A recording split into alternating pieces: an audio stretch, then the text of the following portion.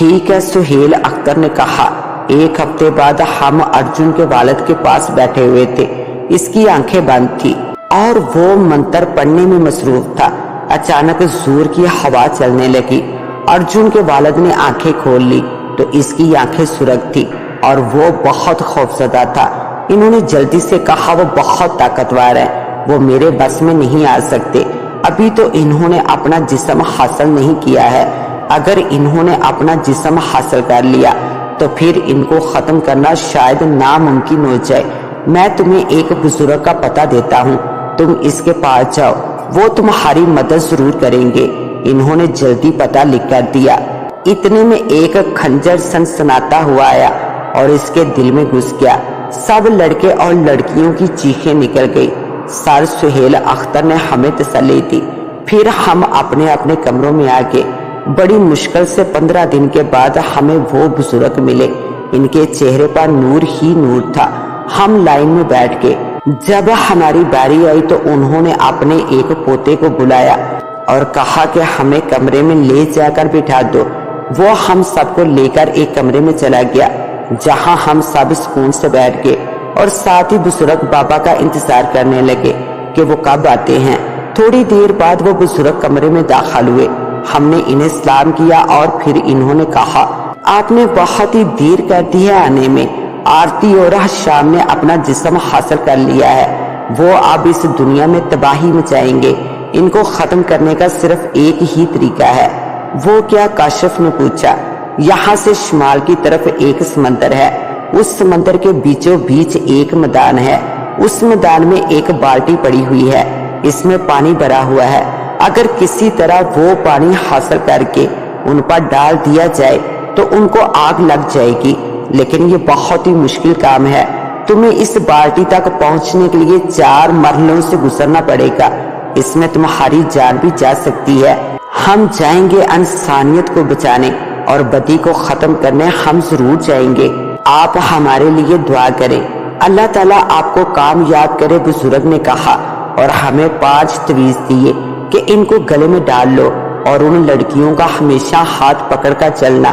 یاد رکھو، اگر ان کا ہاتھ آپ کے ہاتھ سے چھوٹ گیا تو سمجھ لو وہ لڑکی مر جائے گی۔ ٹھیک ہے بزرگ بابا، کیا ابھی سے ہاتھ تھام لیں؟ ندیم نے گہری سانس لے کر کہا۔ نہیں، تم کل سفر شروع کرو گے اور جہاں سے ہاتھ پکڑنے کی ضرورت پیش آئے گی میں تم سب کو بتا دوں گا۔ اب تم جاؤ یہاں سے۔ ہم 5 لڑکوں اور 5 لڑکیوں نے سفر 8 بجے شروع کیا، لیکن اب شام کے 7 بج چکے تھے، ابھی کچھ دکھائی نہیں دیا تھا۔ پھر ہم نے وہیں آرام کرنے کا فیصلہ کر لیا۔ ہم کوئی صاف ستھری جگہ ڈھونڈ کر سو کے صبح پھر سفر شروع کر دیا۔ تھوڑی دیر بعد ہمیں ایک ندی دکھائی دی اور ندی کے پاس تا حد نگاہ صحرا تھا۔ ہم نے ندی کا پانی پیا، پھر ندی کو پار کر کے جیسے صحرا میں قدم رکھنے لگے، اوپر سے غیبی آواز سنائی تھی، ایک دوسرے کے ہاتھ پکڑ لو۔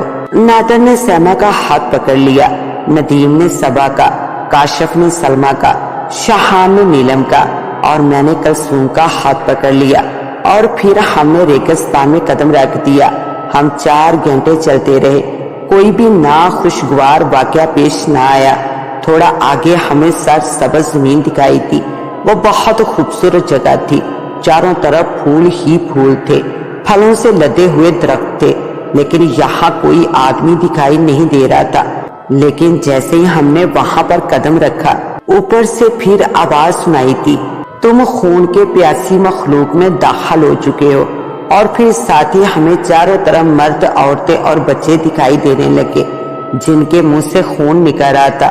ایسا لگتا تھا جیسے انہوں نے ابھی ابھی خون پیا ہو۔ وہ کہکے لگاتے ہوئے ہماری طرف بڑھنے لگے۔ انہیں دیکھ کر سب لڑکیوں کے منہ سے چیخیں نکلنے لگی۔ ہم نے انہیں بہت تسلی دی اور کہا ہمارے گلے میں تویز ہے، یہ ہمیں کچھ نہیں ہونے دیں گے۔ کتنے دنوں کے بعد ہمارے ہاتھوں میں شکار لگے ہیں، آج ہم اپنی پیاس بجھائیں گے، خون کے پیاسے انسانوں نے کہا۔ پھر وہ ہماری طرف بڑھنے لگے اور جیسے ہی ہمیں چھونے کی کوشش کی، انہیں ایک جھٹکا لگا اور وہ ہم سے دور جا گرے۔ پھر وہ وہاں سے غائب ہو گئے۔ ہم آگے بڑھنے لگے، لیکن ہم خون کے پیاسے انسانوں کی زمین کو کراس نہیں کر سکے۔ ہائے اور کتنا سفر باقی ہے، سلمہ نے اکتا کر کہا۔ یہاں کوئی میرا نانی کا گھر ہے جو مجھے پتا ہوگا، اور کتنا سفر ہے باقی۔ اچانک بابا جی کی آواز سنائی دی، تم چاہے سالوں سال بھی چلتے رہے یہاں سے نکل نہیں سکتے ہو۔ یہاں پر ایک پتھر ہے اور اس پتھر کے نیچے ایک کتاب پڑی ہوئی ہے، اگر تم اس پتھر کو ڈھونڈ کر وہ کتاب حاصل کر لو تو یہاں سے نکل سکو گے۔ اور ساتھ ہی آواز آنا بند ہو گئی۔ ہم سب اس پتھر کو ڈھونڈنے لگے، لیکن وہ پتھر ہمیں نہیں ملا۔ ایک رات ہم سو رہے تھے کہ نیلم کا ہاتھ شاہان کے ہاتھ سے چھوٹ گیا۔ نیلم کا ہاتھ شاہان کے ہاتھ سے چھوٹتے ہی خون کے پیاسے انسان کہکے لگاتے ہوئے آئے۔ اس سے پہلے کہ شاہان نیلم کا ہاتھ پکڑتا، وہ نیلم کو اٹھا کر لے گئے۔ شاہان کی آنکھوں میں آنسو آ گئے اور وہ رونے لگا۔ سب نے اسے بہت تسلی دی۔ اب نیلم بھی ان انسانوں میں شامل ہو چکی تھی، وہ بھی ہمارا خون پینے کے لیے آ جاتی اور ہمیں بہت ڈراتی۔ آج ہمیں خون کے پیاسی مخلوق میں رہتے ہوئے 14 دن ہو گئے تھے، لیکن وہ پتھر ابھی تک ہمیں نہیں ملا تھا۔ میں تو بہت تھک گئی ہوں، ہم تھوڑی دیر آرام کر لیتے ہیں، ندیم نے صبا کی بات سن کر کہا۔ پھر ہم سب نیچے بیٹھ گئے۔ اچانک صبا کو کوئی چیز چبھ گئی تو اس نے ندیم کا ہاتھ چھوڑے بغیر ہی دوسرے ہاتھ سے اس چیز کو ٹٹولا۔ پھر اس کے منہ سے خوشی کی چیخ نکل گئی، کیونکہ یہ وہی پتھر تھا جس کے ذریعے ہم ان خون کے پیاسی مخلوق سے بچ سکتے تھے۔ ہم نے جلدی جلدی ایک ایک ہاتھ سے مٹی ہٹائی۔ تھوڑی دیر بعد وہ کتاب ہمارے سامنے تھی۔ صبا نے وہ کتاب اٹھا لی اور اسے کھولا۔ اس کتاب پر ایک تحریر تھی اور نیچے لکھا ہوا تھا کہ جب وہ انسان آپ کے سامنے آئے تو یہ الفاظ پڑھ کر ان پر پھونک دیں، وہ ٹھیک ہو جائیں گے۔ یہ کتاب پا کر ہماری خوشی کی کوئی انتہا نہ رہی۔ اب ہمیں بس ان خونی مخلوق کا انتظار تھا۔ کچھ دیر بعد وہ بھی آ گئے اور ہماری طرف بڑھنے لگے۔ صبا نے جلدی سے وہ الفاظ پڑھ کر پھونک ماری تو سامنے بالکل اندھیرا چھا گیا۔ تھوڑی دیر بعد اندھیرا چٹا تو سامنے بالکل صحیح سلامت انسان کھڑے تھے اور ان میں نیلم بھی شامل تھی۔ آپ کا بہت بہت شکریہ، آپ نے ہمیں زندگی دی، ان میں سے ایک آدمی نے کہا۔ لیکن آپ کو ان خونی مخلوق میں کس نے تبدیل کیا؟